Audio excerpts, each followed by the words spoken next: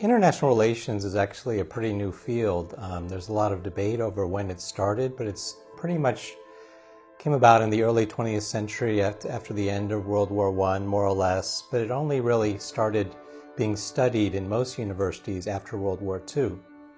So international relations is always trying to justify its existence. Why isn't it politics? Why isn't it history? The LSE is one of the few places in the country where we have a separate department for international relations. In most other departments, it's in politics.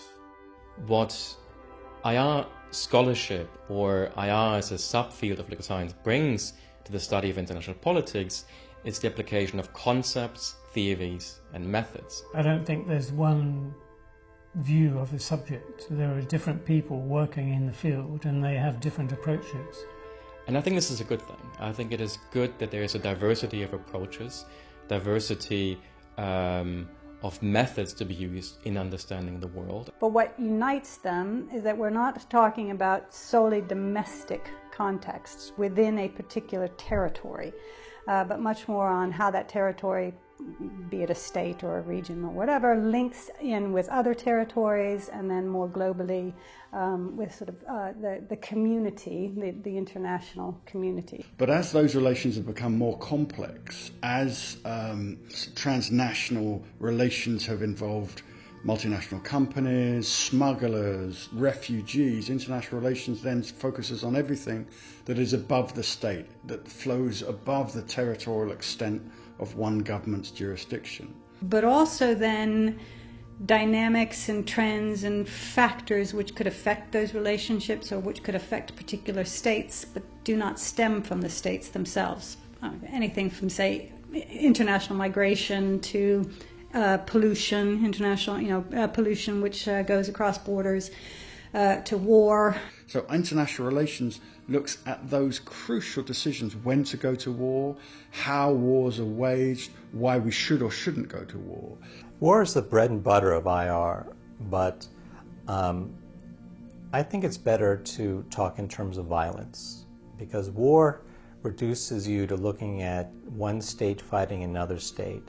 But when you look at violence, you can look at conflict within a state, or a transnational conflict, or these non-state wars, kind of terrorism, that sort of thing.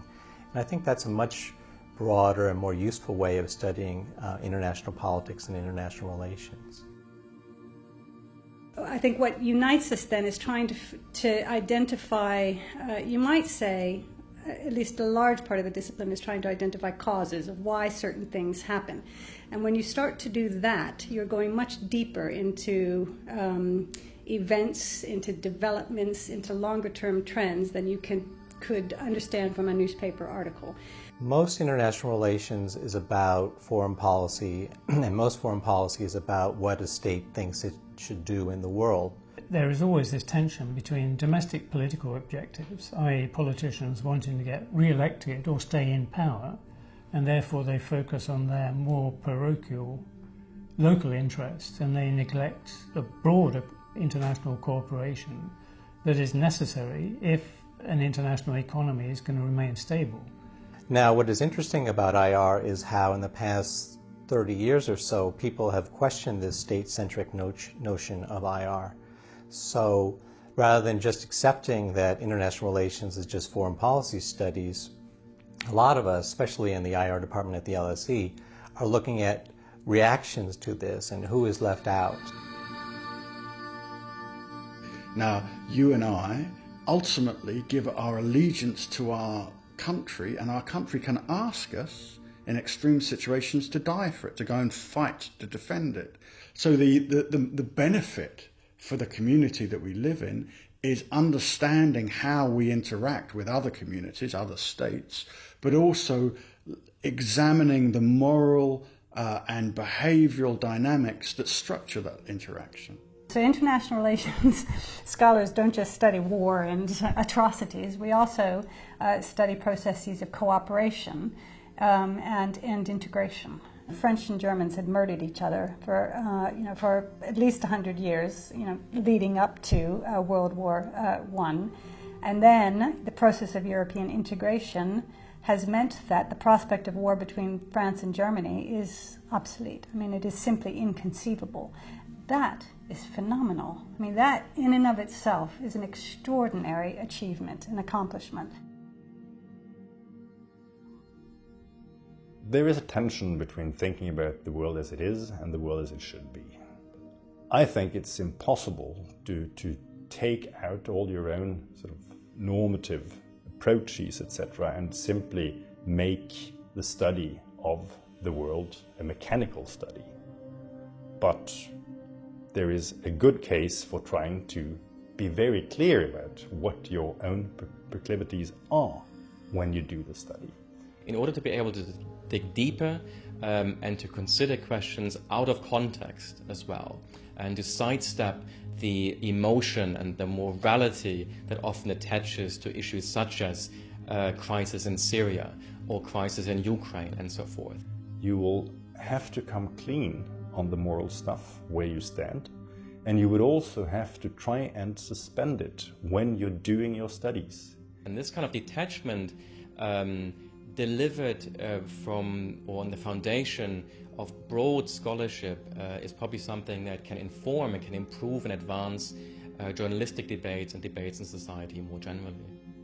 And that is one of the big differences between the pub conversation about international relations and the academic conversation about international relations, that you can't start with outrage. I mean, that can be the impetus for you to study something, but you will have to do the argument.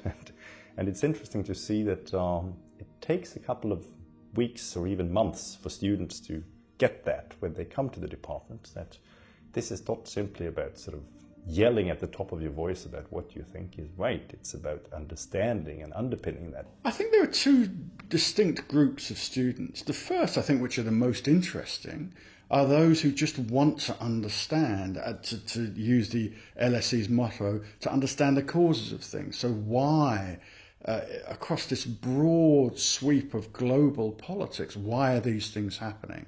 And that's pure intellectual inquiry.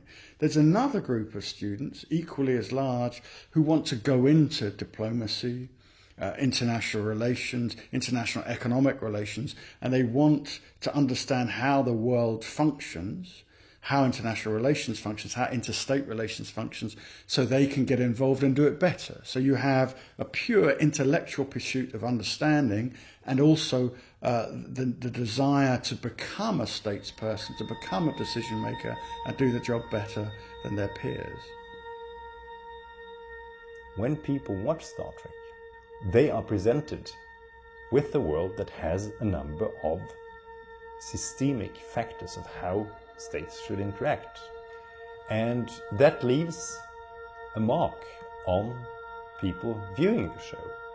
Because when we say that something is a utopia, it doesn't mean that people who make it and people who watch it are simply transporting themselves to a no place. It means that we are presented with a mirror of our own world where certain things are different, but certain things are similar. So, you could study that.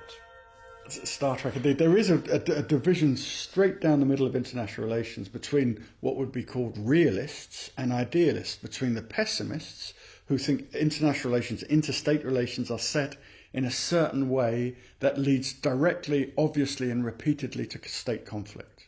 And all they're trying to do then on that basis is to manage and minimize that conflict.